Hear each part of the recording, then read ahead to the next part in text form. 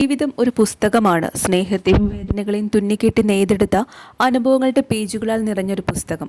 അതിൽ ചിലത് കണ്ണുനീരാൽ നനഞ്ഞതായിരിക്കും, ചിലത് ചിരിയാൽ നിറഞ്ഞതായിരിക്കും. എന്നാലും ഓരോ പേജിലും ഓരോ പാഠമുണ്ട്, കഥയുണ്ട്, അതിൽ പ്രതീക്ഷയുമുണ്ട്. നടി ഭാവനയുടെ ഇതുവരെയുള്ള വ്യക്തിജീവിതവും കണ്ണീരും സന്തോഷവും അപ്രതീക്ഷിത സംഭവങ്ങളും നിറഞ്ഞത് തന്നെയായിരുന്നു. തനിക്കുണ്ടായ ഏറ്റവും മോശം അനുഭവം പുറംലോകത്തെ അറിയിച്ചതിന് ശേഷം ഭാവന ഒരുപാട് കണ്ണുനീർ കുടിച്ചു. അന്ന് തനിക്കുണ്ടായ മോശം അനുഭവം പുറംലോകത്തെ അറിയിച്ചതിനെതിരെ പ്രതികരിച്ചു ചിലർ സോഷ്യൽ മീഡിയയിലൂടെ പറഞ്ഞത്, ഇങ്ങനൊരു സംഭവം ഉണ്ടായാൽ ഒന്നുകിൽ മിണ്ടാതിരിക്കണം, അല്ലെങ്കിൽ ജീവിതം സ്വയം അവസാനിപ്പിക്കണം എന്നാണ്. എന്നാൽ അതേസമയം പിന്തുണ പ്രഖ്യാപിച്ച് തകർന്ന മനസ്സിന് പുനർജീവൻ നൽകാൻ ലക്ഷക്കണക്കിന് അമ്മമാരും സഹോദരിമാരും, എന്തിനധികം കൊച്ചുകുട്ടികൾ ഉൾപ്പെടെ ഈ നാട്ടിലെ നല്ലവരായ എല്ലാവരും തന്നെ നടിക്ക് പിന്നിൽ അണിനിരന്നു.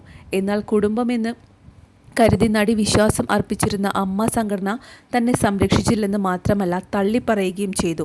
അതോടെ അമ്മ എന്ന താരസംഘടനയിൽ നിന്നും ഭാവന പടിയിറങ്ങി.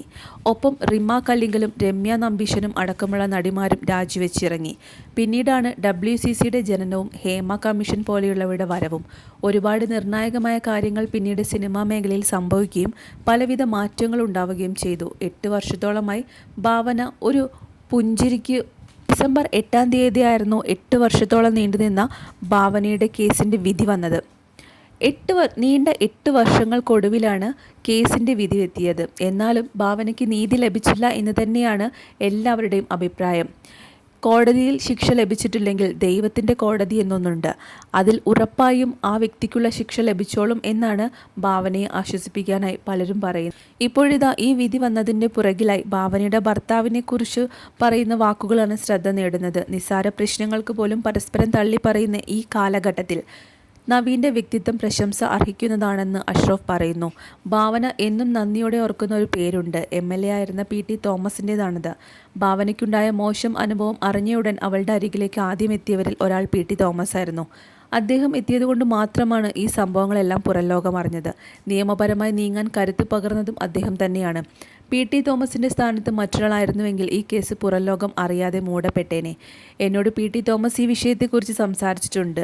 ആലപ്പി അഷ്റഫ് പറയുന്നത് ഇങ്ങനെയാണ്. അന്ന് PT തോമസ് എന്നോട് പറഞ്ഞത്, എന്ത് ചെയ്യണമെന്നറിയാതെ പകച്ചു നിന്ന ആ കുട്ടിയോട് ഞാൻ പറഞ്ഞു, ആദ്യം നിനക്ക് മോതിരമണിയിച്ച ഭാവി വരനെ വിവരം അറിയിക്കുക, ശേഷം നിയമപരമായി നീങ്ങട്ടെ എന്ന അനുവാദം ചോദിക്കുക എന്ന്. അവൾ വിവരം അറിയിച്ചപ്പോൾ ചോദിക്കുന്നതിന് മുമ്പ് തന്നെ നവീൻ പറഞ്ഞു, നിയമപരമായി മുന്നോട്ട് നീങ്ങണം, വെറുതെ വിടാൻ പാടില്ല, എല്ലാത്തിനും നിന്നോടൊപ്പം ഞാനുണ്ടെന്ന്. ഇവിടെ നാം ഏറ്റവും കൂടുതൽ അഭിനന്ദിക്കേണ്ടത് നവീൻ എന്ന വ്യക്തിയുടെ വ്യക്തിത്വയാണ്. നിസ്സാര പ്രശ്നങ്ങൾക്ക് പോലും പരസ്പരം തള്ളിപ്പറയുന്ന ഈ കാലഘട്ടത്തിൽ വിവാഹം ഉറപ്പിച്ച് മോതിരമണിയിച്ച് തൻ്റെ ഭാവി വധുവിൻ്റെ ഇത്രയും വലിയൊരു പ്രശ്നത്തിൽ അവളെ തള്ളിക്കളയാതെ ഒപ്പം നിന്നു. ഇത്രയും വലിയ മനസ്സിനുടമയാകാൻ നവീൻ എന്ന ചെറുപ്പക്കാരനല്ലാതെ മറ്റാർക്കാണ് കഴിയുക? ഈ സംഭവങ്ങൾ നടക്കും മുമ്പ് വരെ കൈനിറയ ചിത്രങ്ങളുമായി മലയാളത്തിൽ ഏറ്റവും കൂടുതൽ പ്രതിഫലം വാങ്ങുന്ന നടിമാരിൽ ഒരാളായിരുന്നു ഭാവന എന്നും അഷ്റഫ് പറയുന്നുണ്ട്. ഭാവനയോടൊപ്പം ലക്ഷക്കണക്കിന് ആരാധകരാണ് കൂടെയുള്ളത്. ലക്ഷക്കണക്കിന് ജനങ്ങൾ, അതായത് സ്ത്രീകളും കുട്ടികളും ഉൾപ്പെടെ ഭാവനയ്ക്കൊപ്പം തന്നെയുണ്ട്. അതിജീവിതയ്ക്ക് എന്തായാലും നീതി ലഭിക്കണം എന്ന് തന്നെയാണ് എല്ലാവരും ഒരുപോലെ പറയപ്പെടുന്നത്.